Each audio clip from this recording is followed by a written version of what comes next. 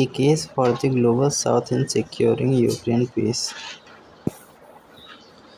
Recent developments in the Ukraine war include maritime and energy trucks grouped in Riyadh, with the conflict now entering into fourth year and peace protests emerging as both sides show war weariness.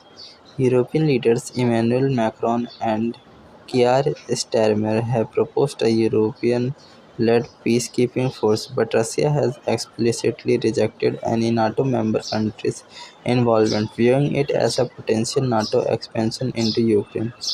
Recent polls indicate strong French public opposition to Macron's suggestions of deploying French troops for peacekeeping operations in Ukraine, highlighting the disconnect between European leadership ambition and public sentiment.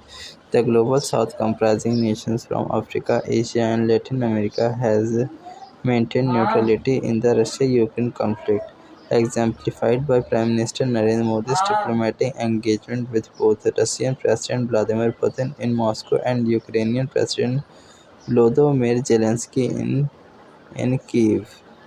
The African Union has demonstrated peacekeeping expertise in Sudan, Somalia, and the Central African Republic, while BRICS nations and countries like Chile offers specialized capabilities such as teaming for Ukraine's reconstruction. Key prerequisites for a successful Global South-led peacekeeping missions include robust ceasefire agreement, clear frontline demarcation, UN Security Council's authorization, and financial and logistic support from Western nations, particularly the European Union.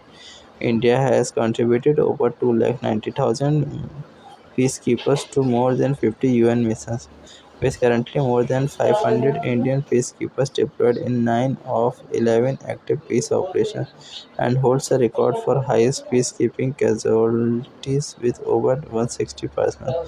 India made history in 2007 by becoming the first country to deploy an all-women police contingent for UN peacekeeping in Libya, demonstrating the importance of female peacekeepers in building community trust and addressing gender-based violence. Former UN Secretary General Boutros Ghali chose India to lead the UN peacekeeping operation in Yugoslavia in 1992, highlighting India's historical credibility in peacekeeping missions.